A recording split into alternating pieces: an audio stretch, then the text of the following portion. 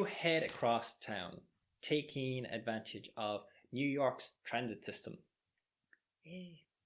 Arriving at the address that Sadie gave you, around 1:30, you grab a bite to eat, you find a cheap sandwich place, and take a stroll down to the building, and you find yourself standing outside. So Preston's apartment building is near the Brooklyn Navy Yards, and it stands among a mixture of tenements and whitewashed modernized buildings. You're vaguely aware of some of this, and other parts of this you can infer. The building itself had done service in the 18th century as a large rooming house for factory workers. Then around the turn of the century, new owners transformed it into multi-room apartments with makeshift kitchens and studio apartments without. From what Sadie told you, you know that it obviously was a cheap enough place for Preston to live in. Yeah. Seeing as they were saving up to get a nicer place, the two of them. But from the outside, it doesn't look like the worst place, certainly around this area. Yeah.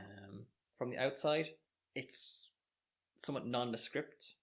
There is a flight of steps leading up towards the front door. The front door is open. And you can see a guy, as you're kind of walking up the street, who's kind of leaning out the front window and just kind of like staring at people going past. He is an older guy. I'm guessing he's like his 50s, maybe 60s. He's a little hard to kind of like gauge in that regards.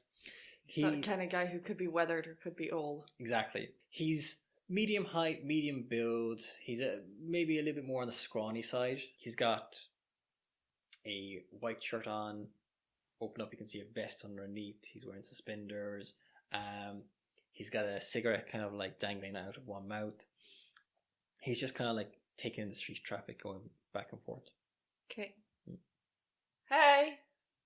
He looks over at you. What do you want?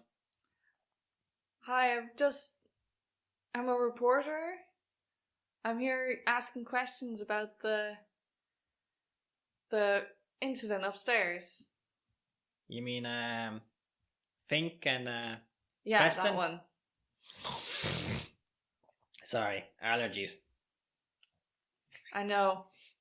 He takes out a handkerchief, he blows his nose very loudly, then he takes a drag and a cigarette.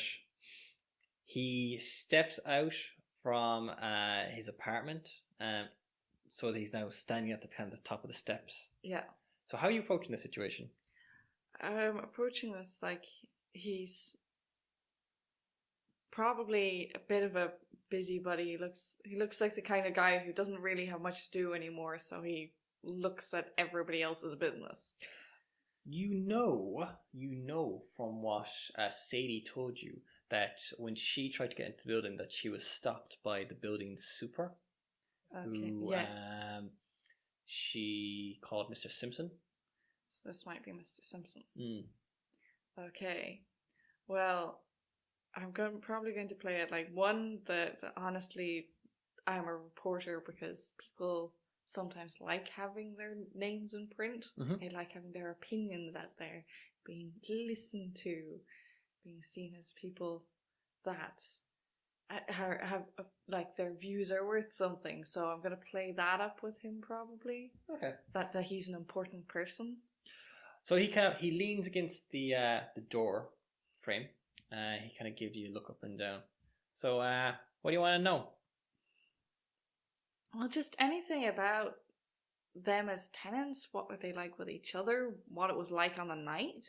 You look like you're the type of person who knows what's going on around here.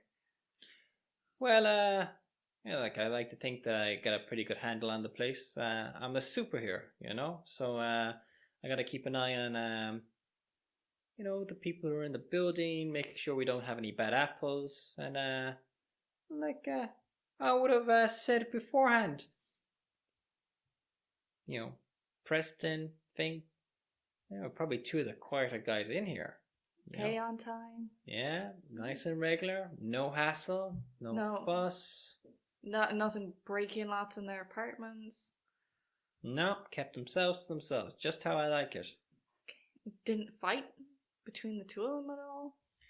He kind of noisily scratches his head. No, I don't think they even. I don't think they even really passed two words to each other most days. You know, they were. Well, they were. They were everything that you could hope for in a tenant. You know, paid on time, didn't complain. Okay. Do you mind if I quote you on this? He looks a little like he looks a little unsure, and at the same time you kind of get that feeling like he's weighing up in his head the different options to go along with this. It's like going, I guess that's fine. I told this to the cops anyway, so Yeah, but this is for public interest. It's people need to know about things like this. Yeah, well, especially if they haven't caught the guy yet. Well, yeah, I mean, like that Preston guy, he did a runner. I mean, it was actually me who told the cops that. Well, thank you, because we can't have someone running around the place like that. Like exactly, you know.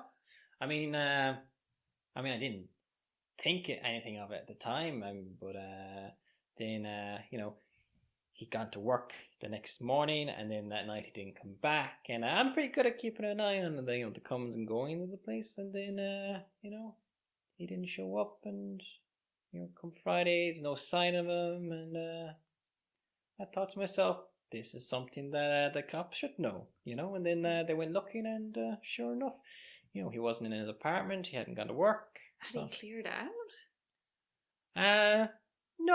No, I think just ran straight off. None of his stuff, none of his anything. Well, he must have panicked,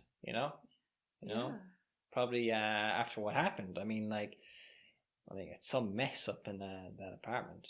Yeah, really? Oh, it was pretty gruesome. Yeah, I mean, I was out, when all this happened. Yeah. And then when I got back, like, all the tenants were up in arms because lights, and they talk about noises and seeing all this kind of stuff. It's all kinds of nonsense with the them. Lights went? Yeah, sounds like something out of like one of those Penny Dreadfuls. You know how people get. I mean, they get worked up about some of this stuff, and like they get things into their head, and it gets dark. People get spooked, and someone had thought they heard someone screaming, and that's why they called the cop. And then I come back and I land right into the middle of all this, and I'm just looking to have a quiet night. And next thing, there's a cop in front of me asking to get into one of the apartments. So I have to go and get the keys then, and then I go upstairs and I open the apartment, and then it's just blood everywhere. I mean, it was pretty gruesome. I couldn't possibly let me have a look at that. Like, it would be so much for me to be able to have some kind of idea of what might have happened there. All right, so you get the distinct impression that he is somewhat open to this, but he is obviously kind of torn between, on the one hand, he's conscious of the fact that there is obviously some kind of a murder investigation going on, right? And then on the other hand, you can quite clearly see that he is somewhat self-interested, you know? So if you want to push, I will let you say, like, are you going to try and sweeten the deal for him? Or are you just going to try to, like, appeal to his vanity? I don't have any money, so I can't bribe him. But if you wanted to, I would be happy enough if you wanted to push flattery. Yeah, no, because I think that you've opened that door. Yeah, I think I'd probably go for the public good. You're being like the public need to know. The public service. Yeah, like this. You're doing this for making sure that people know what type of monster is out there. Yep. I think that you've opened that door for him. Yeah. So as long as you're willing to spend a push, then okay. So that is one push spent. So you have three left. Okay. Yeah. Okay. Perfect. So he takes a moment, and then after thinking about going, yeah, Yeah, I suppose there's no harm in that. I mean, the cop's already gone anyway, so that's Simpson with a P, Simpson. Okay. It's Clarence. Like, make sure he can see me writing it down. Yeah, he quite clearly kind of like you can feel him looking over your shoulder to make sure underline it. Yeah. So he leads you upstairs, and he's talking as going on, and he's more or less retreading the same things he's already told you already. Which apartment are you looking into first? First, I think I'll go into Murderville. Okay, so he brings you up to the third story. He kind of brings you down the hallway. He's got a set of keys in his hand. He's going through them as he's talking. You know, the cop's finished with the place, but you know, it's going to be me who's going to end up having to clean it. Yeah, I can't imagine how, like, it's hard enough if you get a nosebleed trying to get the blood out of your shirt, let alone if you're trying to get blood off the walls and carpet. You're telling everything. Me. He arrives at the door, he takes a key, he unlocks it, and he kind of like, he gives you a look again as like going, it's still got a, you know, it's got a little bit of a funk about it, you know, just so you know. Okay. And he swings the door open. Okay. Alright. So, he's going to just stand at the door. He kind of like, he steps aside to let you in, but he doesn't seem like he's going to kind of like come into the apartment himself. It looks like he'll probably just stand at the door and kind of lead you to it. Okay, cool. But how are you approaching this? Well, I'm going to get over the fact that I'm assuming this is covered in blood everywhere. Mm-hmm. A quick glance takes in the fact that the room itself that you walk into, this is a small apartment. Yeah. So effectively it's got a main room, which is the living room, dining room, kitchenette. Yeah. And then there is a bedroom, and then there is a bathroom, and that is the whole apartment. Yeah. So it looked like whatever happened in the main room. Yeah. And there is blood on the floor. There's blood on the walls. There's blood on the ceiling. Okay. There is quite a bit of dried blood in evidence around the apartment itself. Outside of that, again, just from a quick glance, there's nothing that stands out immediately. There's nothing that immediately strikes you as being a potential murder weapon, for example. Is there signs of a struggle? So looking around, you definitely can see that the place has been tossed. Yeah. But you're aware that it's as likely to have been the cops. Yeah. When they came in to search the apartment, who've just left it like this. Yeah. So it's kind of hard to tell if it was already disturbed before that. Yeah. But certainly it looks to your trained eye that the cops came in here and they tore the place apart. Okay. Possibly looking for a murder weapon. Yeah. Which they apparently have not found.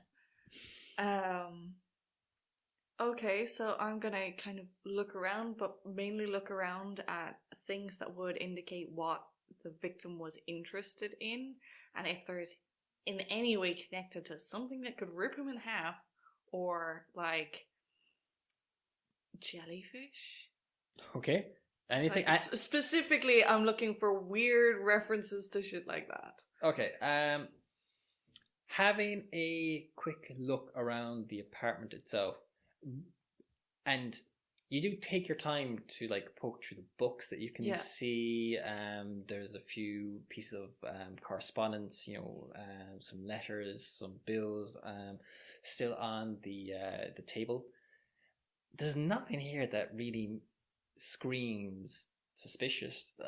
It's a very ordinary apartment. It's almost bland, Okay, so it looks like this guy, at a guess, was probably a bachelor. There's certainly no signs of a woman's touch. The apartment though was neat-ish, as in whilst the place has been tossed, you can see that the clothes that you can see, they're still on hangers in the wardrobe. Whilst the drawers in the this the dresser have been pulled out and the clothes moved aside. Yeah. Everything is like neatly arranged. It looked like this guy was niche. He, kept a clean apartment. Doesn't like he drank. I'm gonna take a kind of a quick enough because your man is waiting, but like longer look at things like floors, behind toilets, ceilings, anything that like in an apartment where that doesn't really have good security, you might hide things. A hidey hole. Yeah, in case you did get robbed, so that your cash stash wouldn't be robbed. You go through all of the places that you can think of where someone would actually stash something, and you actually do find what looks like a hidey hole in one corner of the apartment, but judging by its age and the amount of dust that's inside of it, it may have been something from a previous tenant who was actually here, but doesn't seem to be anything. The actual place itself is, you're left with the impression that Fink in life was kind of boring. Okay. And you feel slightly guilty for that, if that makes sense. Because his most interesting thing in his life shouldn't have been his death. Yes, and it does kind of feel that is now the case. Okay, so it looks like maybe he was kind of peripheral to whatever actually happened. Now, are you still chatting to Simpson as this is going on? Because he will chat, he's just not going to kind of wander into the apartment. Yeah, no, I'll totally chat away to him. And are you trying to find anything else out or ask any other specific questions, though? I can't think of anything. That's okay. You're there for, let's say, 10-15 minutes? Yeah. Going through everything, trying to be confident that you're not leaving anything, undiscovered, or not leaving anything out. But I'm not like going through every page of everything because I don't want to leave. I don't want to annoy him so that he doesn't let me in the other room. Yeah. At the moment, though, he seems happy enough to go along with this. We can be exclaiming over how gruesome it is and how like. And he's more than happy to do that. Yes. Like revel in the nastiness. And it turns very quickly to him then commenting about how he's going to get the stains out of him. Yes. It kind of turns into that kind of a conversation. Really, the gruesome turning into the pragmatic. Yes. And what do you do with stuff whenever tenants leave it? Exactly. So, as I said, 10-15 minutes later, you've left no stone uncovered. Yeah. You feel like you've given the apartment a very thorough search. There doesn't seem to be anything of note in here. Is there anything else you want to do before? No. I'm going to have tried to do that with, I suppose if the police already made a tape out of it, they're not going to notice that I was in here. Yeah. He's not going to lie to them probably, but... Yeah, you don't get the impression that he's going to just ring them up to say that you were here either. Though, He's only going to say it if he gets asked, was there anyone looking? Exactly. So, once you're done, he locks the door and then he just steps over one and he opens the apartment right next door to it, which is Preston's. So, he opens the door, you look inside and you see an apartment that's identical in layout to the one beside it. He opens the door, he steps aside to leave you to kind of have a look around. Yeah. But he kind of, in this case though, he steps in and kind of closes the door behind him, and you can see that he's kind of a little bit more curious about this room himself. Yeah. And you get the inkling that maybe was the other apartment. Obviously he was in there when the body was discovered and you've seen all that. He may not have actually been into this one properly since this happened. So he's kind of a little more nosy himself this time round. And you can see he's kind of looking around. Okay. So Similarly, looking for any odd books or anything that would show how you would rip someone in half, or anything to do with jellyfish or poisons and venoms, but also closely looking at the wall between the two apartments. And again, for any hideys. Perfect. Walls. Okay, so starting with the Also walls. for evidence of the girl. Okay, yeah. So, this apartment has also, from your eye, been searched. Also, relatively neat apartment. Again, you just have that impression of it, a relatively neat apartment. However, unlike the apartment next door, which was really, you could see that they'd really kind of like made sure to take out everything. They checked behind drawers and they checked behind the wardrobes. You could see the scuff marks on the floors yourself next door. In this apartment, it looks like whoever came in here gave it a cursory search. Yeah. You know, obviously, again, you're conscious of the fact that there's a murder weapon at large that they're looking for. And these apartments aren't that big. Yeah. So you can see that someone has searched this place already, but definitely not as thoroughly as the apartment next door.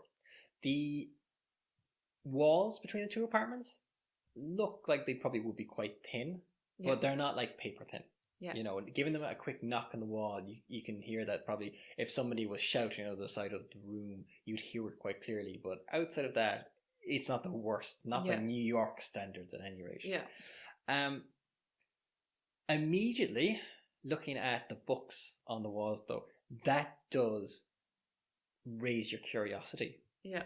Because there are quite a few books in the apartment themselves, and they are a really odd mix to your eye. Yeah. Because whilst there are a number of them which are quite clearly technical in nature, they're books on electrics, radios, they're effectively either of the like technical manual variety or they're honest goodness textbooks on stuff like electrical engineering. And from what you can make out, they seem to be quite advanced. You know, it looks like when Sadie said that George was smart, she wasn't lying. But they're mixed in with a number of books about spiritualism.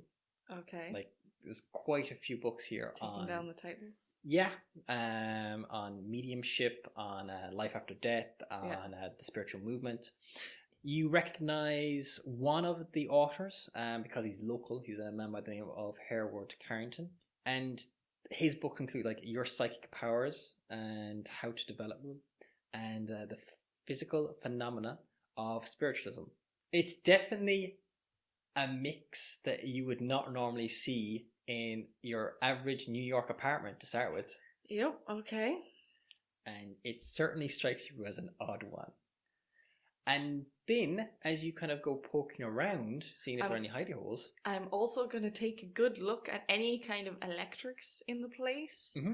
Because if they were saying the lights were going, then, like, no, that's something connected to electricity. He's an electrician, he could have messed with, like, jury-rigged something. Okay. Nothing obvious. He doesn't have like a big mess of wiring off one of his light bulbs or something. No. However, when you go poking around looking for someplace where he might have actually hidden something, you go over to the bed, and while you see that somebody has actually gone to the effort of actually like pushing the bed aside, having a look underneath it, probably having a quick look underneath the mattress, your gut makes you kind of take the time to actually lift the mattress up properly and examine the underside of it. Yeah. And as you do, you see there's actually a little slit on the underside of the mattress. And it's the work of like 30 seconds for you to actually get that slit open, slip your hand inside, and pull out an envelope. Okay. Inside of which you find check it while your man is in the room. Okay. Inside of which you do not know. And I do not know yet. Mystery awaits you. Yes, I'm gonna hide that in my notebook so he doesn't see. This is like an A4. Okay. Yeah, so it's like an A4 manila envelope that you. So he sees you pull this out, and he's obviously quite. Okay. What's this? But like he's obviously curious, but you could just stick it underneath your arm. Yeah, I'm gonna stick it underneath. Yeah. He's like going, "What's that?" I'm also friends with this girl. She asked me as well. There was some pictures that she didn't really want the cops to get their hands on. So she told me about this. He shakes his head. That was how I learned about this case in the first place. You can see that he is at the same time horrified and titillated. Damn, I'm throwing this girl under the bus. It's like going, it's always the quiet one. It's always the quiet one. After this discovery, you can see he's really intrigued by the course this investigation is now taking. But by this stage, you've already gone through the apartment quite thoroughly, and you think you've probably gotten everything out of it that you're going to get out of it. You know. Yeah. So I make sure I have all the titles down of the weird books. Yeah. I don't have the technical manuals down because that's right. You have an idea of what they relate to. Are they there's nothing that would be outstandard as he's outside of his job.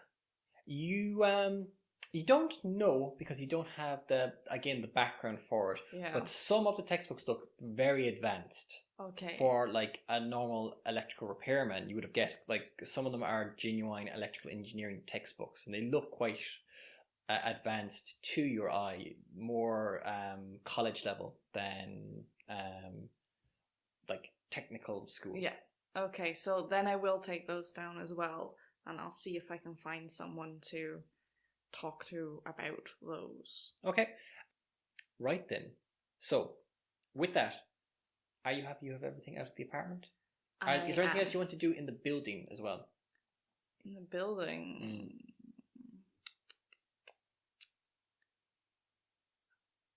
Oh, I don't think... I might see if I can find anybody else to talk to. Okay. If there's anyone who's kind of popped their head out while we were in the rooms. Okay. You did notice this is one of those buildings where doors are open, people are kind of lounging in the hallways. This isn't a low end apartment by any description, but this is still the era really before TV has gained that foothold that you have in modern life, and there's obviously no internet, so people have to talk to each other. Yeah. Okay. So I'm going to thank him and tell him that I'm going to talk to... I see some people down the corridor. I'm going to talk to them to see about the things that happened before the call. Okay. You're having this conversation with him then as you're going out the door, effectively. So, perfect. Your hand is on the handle. Yeah. You begin to open the door. And as you do, you realize that whilst you have been inside this apartment, somebody has been outside. Now, you don't know exactly what they've been doing there, but as you open the door, you see a young woman, and she appears to be crouching down beside the handle. So, was she peeping through the keyhole or listening intently to your conversation? You don't know. Or trying to pick the lock if she didn't know we were in there. And she does seem to have possibly something in her hand, but she stands up with a start and immediately turns to flee down the corridor. So we have a challenge. Yeah, totally trying to grab her. Perfect. All right, so this challenge is catching the would-be intruder, and this is an athletics challenge, and the advance on this is a 6+. And again, you have the option, if you like, of taking an extra problem if you like. I need an extra problem. You're going to take an extra problem? Yeah. All right, so we will deal with that after the fact. So roll your first dice. Okay. 4 and a 5, so I do get that advance. So that's an 11. All right, so the girl flees down the hallway towards the staircase. However, you throw the door open and are immediately hot on her heels. You can see that she is quite literally wearing heels though, and as she is trying to actually make her escape, you can see that she's definitely not used to having to run in them, and she stumbles somewhat. I have sensible flats. You have sensible flats, meaning that just as she reaches the top of the staircase, or just as she reaches the stairwell, you catch up with her and are able to... It's probably the best for her if she's not used to running down in heels to not try and run downstairs in heels. And you're able to pin her, basically, in a corner of the landing. So, to start with, you gain an edge. So the edge that you gain is sure-footed. And I'm going to give that to you now. So, Okay. please read that out. Sure-footed. You know exactly where to put your feet, even if that's in someone else's path. Spend for an extra die and an athletics test. And because you also took the extra problem, you gain this. Please read that out. Wrenched ankle. You pulled something in your foot. Take a -2 on your next athletics, fighting, or other general physical test, or take time and then discard this problem. Okay, so as you managed to actually corner her, she struggled somewhat, and you found yourself somewhat off balance. Unfortunately, in the process, you kind of rolled over on your ankle, and you feel something kind of go. You swear. Yes. And kind of like hop for a second, but it's not too bad. It's just going to be uncomfortable. Yeah. Possibly not the best for somebody who likes to hoof it Yes. around the city. Now, saying that, the way that problem is resolved is in one of two different ways. So either you take the penalty on a forthcoming roll that's applicable, or you can take time, and taking time means that you simply recuperate. Now, the obvious problem with that is if you're against the clock, then that can mean that you end up losing like a step on what's going on, or you lose a beat. But it means that if you do take the time to recuperate, then you just discard the problem. So that's how that works. And we'll deal with that as it comes along. But if you want to at some point say, I'm going to take some time to actually deal with that problem, you just tell me, and then we'll put it aside. Okay? I think I'm probably just going to end up taking the penalty. We will see how these things play out. Yeah. Alright, so the girl in front of you looks like she's in her late teens, and she is like a deer caught in the headlights now that you have her. Yeah. She's wearing a simple suit, which looks like it was probably tailored to fit someone slightly larger, and it sags noticeably around her still girlish body. Yeah. She is shaking slightly, which is exacerbated by the fact that she is wobbling in the heels. Okay, so she's trying to look more grown up than she actually is. Yeah. You get that distinct impression from her. She looks at you, and there's a trace of fear in her voice. I'm sorry. I didn't mean to do anything wrong or anything like that. I just want to know why you were there. I'm not going to get you in trouble or anything. I just want to know why you were interested in that.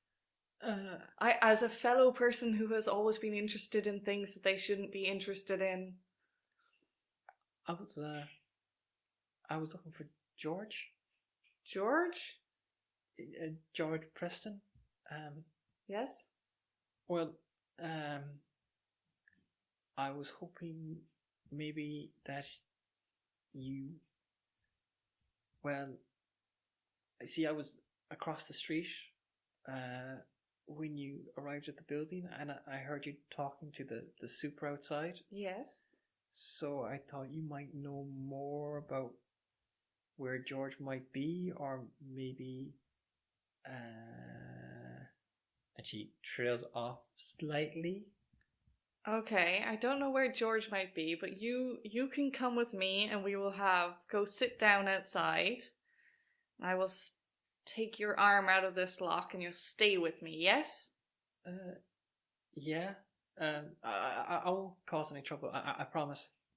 Okay, you're not going to get very far with me. You're in those heels that'll cancel out. Okay. You give me a sore ankle, but I can still catch you. She seems like she has been thoroughly cowed by you. a few people have stuck their heads out of apartments or looking down the corridor to where you guys are. You lead her down the staircase, though. Yes, I say thank you very much to Mr. Simpson. He's Thank you kind of for his standing there help. looking very confused in the hallway. I just need to talk to this girl. He kind of gives you a look. He's like, "It's another one of his girls." Don't know. Shakes his head. And you can see those like shaking his head disapprovingly and at the same time wondering. Yeah. the gears in his head are turning. You bring her downstairs. You lead her out of the building? Yeah. We'll sit on the stoop we'll sit on the stoop. Is this summertime or wintertime? May. Okay. So I'd say it's one of those kind of changeable times of the year, so it's kind of fluctuation between quite nice and then occasional showers and stuff like that. Okay. So I'm going to say, because it's May and it's New York, I'm going to say that the city is overcast. Yeah. There are intermittent thunderstorms at the moment. Okay. But at the moment it's dry and just heavy and muggy. Okay. Yeah. So coat very definitely under yourself for sitting down on the wet steps. Yeah. She does not have said coat. Yeah, she sits down though. She's not putting up a fight. Good. She looks she really does look like she's completely out of her depth. Okay. She seems similar to Sadie in that respect. Okay. So what's your interest with George? Well, I kind of don't want to say because... I don't care if you don't want to say. You're going to say. Okay. You see, I work for Madam Isis, and she's a medium. Okay. She talks to the spirits, and well, I met George when he came to speak with her. Okay. Because I work as her secretary, and well, I overheard their conversation, and you see, George came to consult with Madam Isis because he was building this device, and well, you see, this device. It sounded to me like it was a real miracle. He said that it would allow, people like you or me, even not people like Madam Isis who can already talk to spirits, but like ordinary people to talk to spirits, to see the other side. He was making this machine so that all of us will be able to actually do that, like a radio or like a telephone, but where you'd be able to call the other side. Okay, go on. Well, you see, George, he rang Madam Isis on the Thursday afternoon last week. Yes. And Thursday afternoon last week. Yeah. So the day after. Yeah, and he sounded real upset, real shaky, and he made an appointment to actually to see Madam Isis that evening, but yes. he didn't actually show up then later on, and then well, if he'd met, like if he'd met his machine, if he'd finished it and it worked, I mean, like, could you imagine what that would do? I mean, like, how important that would be. So I went to place he works on Saturday to see if they might have known anything about where he was, or maybe where his machine was. And then well, like, they weren't very nice to me, to be honest with you. And I may have gotten a little upset. And look, anyway, I'm just seeing her going there with them, thinking that she's absolutely a Fruity Loop, and then her just leaving there in absolute tears. You get a real distinct impression that is probably exactly what happened. Yeah. But you see, I've been trying to see if I could find out maybe, maybe not even where he is, because I know that the police are looking for him, but maybe where his machine was. And then I figured maybe he might come back here afterwards, or so. I was kind of like across the street, trying to keep an eye on it, and then I saw you, and I kind of heard what you were saying, and I thought maybe you might know more. So.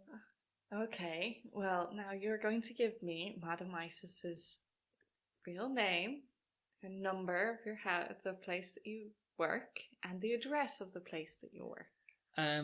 She, you can see she visibly pales at this entire thing, and you get the impression, due to your assess honesty, yes, that she's probably not doing all of this on her own initiative. Yeah. Especially if she's just been able to kind of snoop around. Yeah. Watch this building, etc., etc., etc. And she kind of just gives you this plea and looks like, look, is there any way you might not mention that this happened to Madam Isis? I'll tell you where she is, and I'm sure she'd be more than happy to talk to you about George and all this kind of stuff. It's just that I really appreciate it if you didn't mention that this had happened. I will take that into consideration.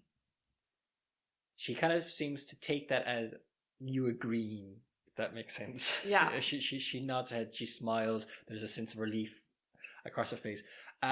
She gives you the address for Madam Isis's Temple of Nephihis. Okay. And she assures you that Madam Isis's real name is Madam Isis. Okay. Yeah. Yeah. Totally. And the number? I have the number as well. She gives you a phone number. Yeah. Okay. For cool. the temple.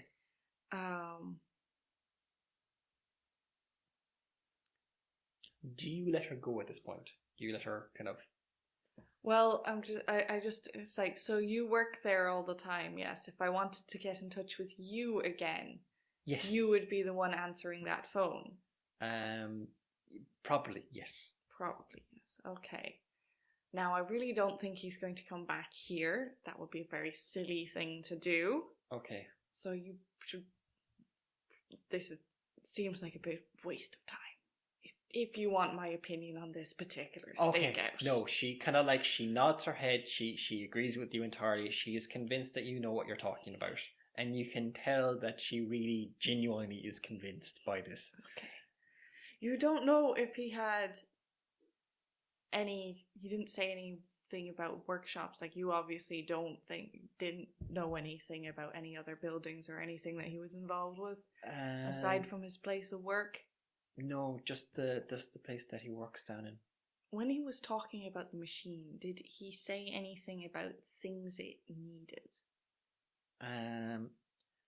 He spoke to Madam Isis about it, so she might know a little bit more about how it was meant to work.